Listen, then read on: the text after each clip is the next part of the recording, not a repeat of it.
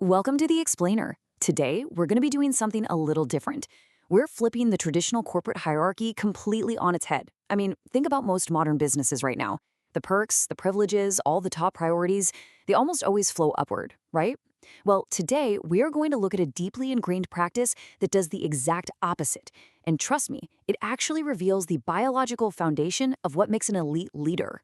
So to get started, I want you to picture a United States Marine Corps base right around lunchtime. The food is finally being served, and I want you to ask yourself, who actually gets to eat first? Now, if you're coming from a standard corporate environment, you'd probably assume the highest-ranking executives, the bosses, get the very first pick. But, as we'll see, the military operates on this really quiet, powerful ritual that challenges basically everything we assume about power and privilege. When you look at the chow line, you'll see the lowest-ranking Marines placed at the very front.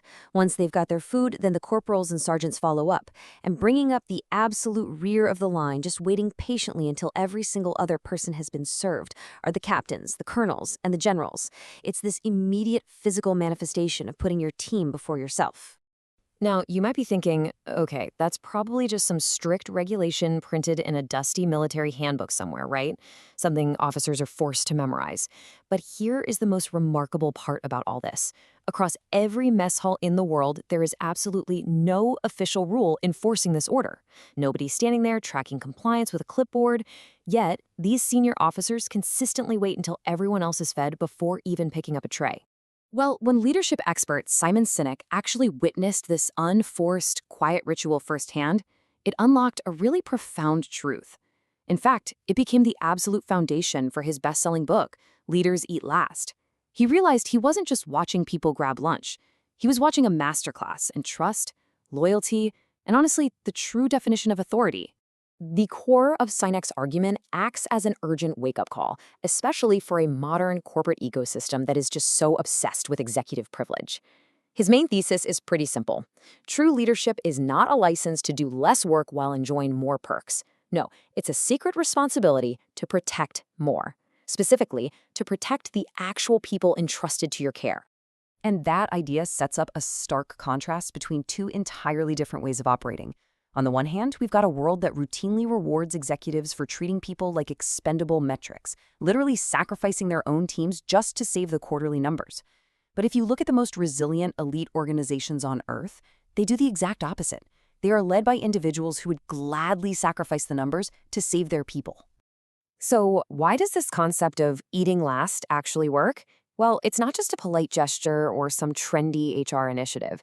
It is a highly effective operational strategy, and it's deeply wired into our DNA. It's actually a fundamental survival mechanism, dating all the way back to the very origins of humanity. To really wrap our heads around this, Sinek takes us back thousands of years. For our ancestors, danger wasn't just some occasional crisis. It was the ambient, everyday condition of life. I mean, they were dealing with constant environmental threats, unforgiving weather, and the absolute terror of apex predators. And let's face it, humans aren't exactly equipped with sharp claws or thick armor, right? Staying alive was literally a full-time job. Because we weren't the strongest or the fastest animals out there, we only survived all those crazy external threats by evolving one vital capability, and that's deep cooperation.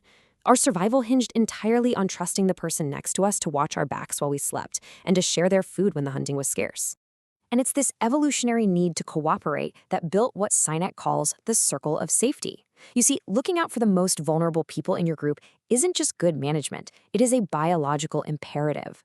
When a group feels safe from each other inside that circle, they can combine their strengths to face the real dangers outside of it. So, when leaders eat last, they are actively maintaining this circle, signaling to their team that their well-being is completely guaranteed. So, as you think about this and evaluate your own leadership style, you've really got to ask yourself a hard question. Does your environment operate as a true circle of safety where people feel genuinely protected? Or are you operating in a culture that eagerly sacrifices its own people just to save the numbers?